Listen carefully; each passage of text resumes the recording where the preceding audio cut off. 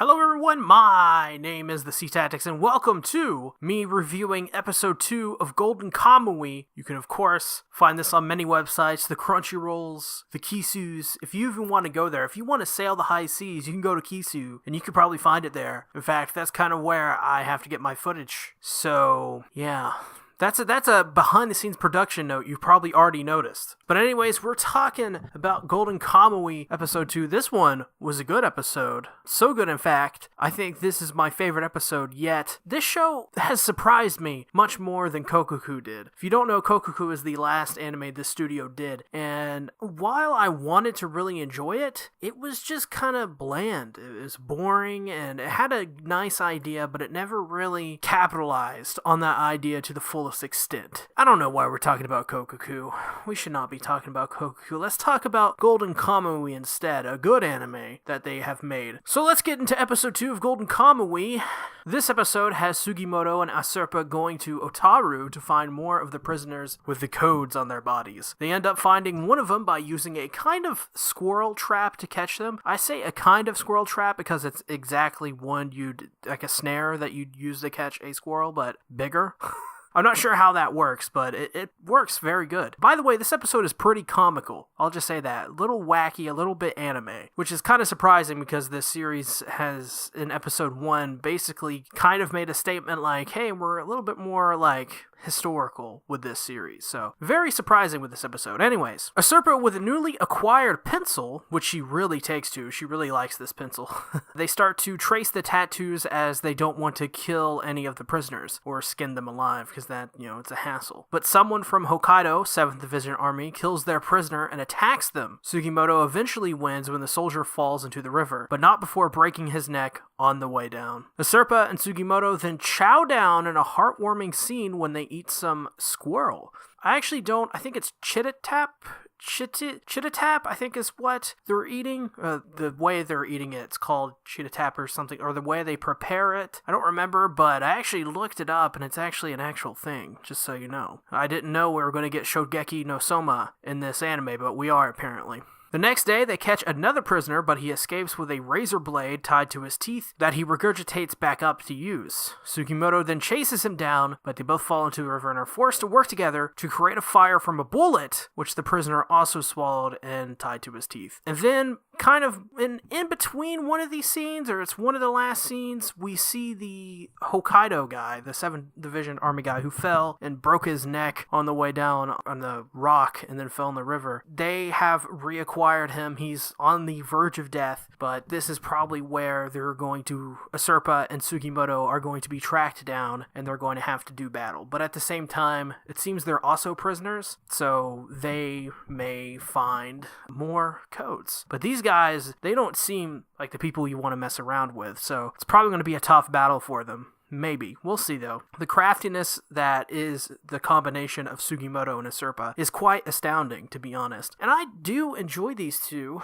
as characters, and especially as a duo. I don't want to say it's a buddy cop comedy in an anime form, but it does have sense of that in it. Some of the joy that you'd, get from a buddy cop, I feel the same way when I'm watching Golden Kamuy. So I do like that aspect about it. It's kind of like Inuyashiki, actually. It has an underlying sense of hope, but not hope, like positivity, which I really do enjoy about this show because it makes it fun and interesting. And that's kind of one of the things that Kokoku did wrong, is where it's kind of just had an underlying sense of boredom.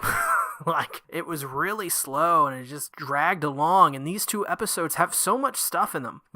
This episode has so much stuff, yet the pacing was so quick. And I think that's because there was so much stuff in this episode that really lended itself to being a more joy-filled episode. And because of that, it was just very entertaining and it had a really nice pace to it that I really enjoyed. Some other things I liked about it, the Escape King character, the guy who swallows stuff and has stuff tied to his teeth. I really want this guy to show back up, and I want him to become friends with Sugimoto and Asurpa because he's cool. I like that character. He's so weird and just out of nowhere. Like, you wouldn't expect this character to pop up in this anime. And as well, he just doesn't seem like he belongs in this anime, but in a good way. Something that threw this series on its head in a good way, if that makes sense. Something that is, yeah, it's totally out there. He's a weird guy. He probably shouldn't be in this series, at least the way he is and the way he's written and the way he comes off, because this is a more serious, more dramatic series, but it does wonders for this, and it surprisingly helps this series out more than it probably should on paper, which I do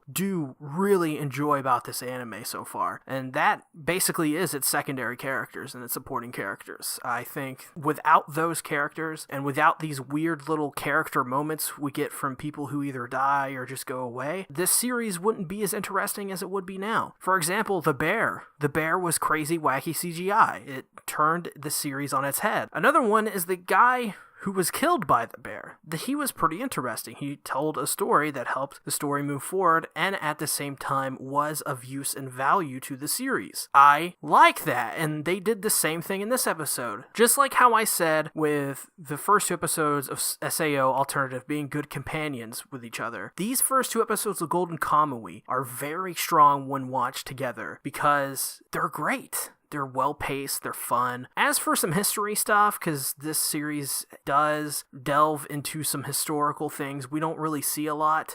They do talk a lot about the Russo-Japanese War, so much so that I think it happens after the Russo-Japanese War, sometime in 1904, 1905. Also, as an aside, this just came to mind. The Hokkaido soldier asks what he wants, why he wants the gold, and he says something like, I don't want the gold, I'm just in love with this girl and I want to get back to her, kind of thing. And I thought that was very interesting. Confirmed that from last episode, I guessed correctly on my theory that yes, Sugimoto was in love with his dead friend's wife. I thought that was pretty cool. But anyways, in the episode, while they're in Otaru in the first half, one person picks up a Serpa and he's like, kid, you don't even have your tattoos yet. Don't they usually tattoo around your mouth? And I was like, oh, this is interesting. I was going to talk a little bit about Ainu in this episode. I knew I was. So I went to go search up some facts about Ainu. And it turns out, yeah, they do tattoos around young women's mouth. In fact, they start off a little bit. And then over time, they add more and more to show age. I think that's actually a pretty cool thing.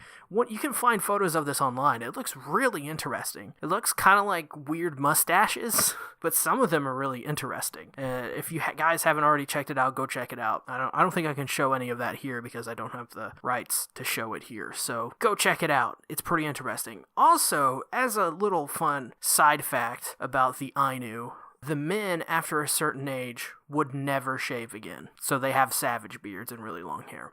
I think that's also pretty interesting. Would I do that? No, I can't stand facial hair after a week. So cut that off quickly. That's what I say. Anyways, very interesting episode. What do you guys think about this series so far? What do you guys think about the opening and ending? We finally got to hear both the opening and endings in full, I believe, and we also got to see it with the visuals. I think maybe last episode they played the Man with a Mission opening for the ending. So we finally got this time the full opening and endings. I'm really interested to hear what you guys think about just everything in this episode. Any details I missed? Anything you thought was pretty awesome? Do you have any theories that you want to talk about? That would be pretty cool to talk about some theories. I don't think I have any based off this episode, but and that's pretty much just because they resolved a lot of things and they asked a little bit more questions. But other than that, make sure to subscribe and hit the bell icon button, and if you enjoyed the video, give it a like. I would greatly appreciate it, and I do appreciate all the support you give me, so thank you guys for watching. I'll see you on the next episode, which I'm actually not sure what the next anime we're covering is. I forget.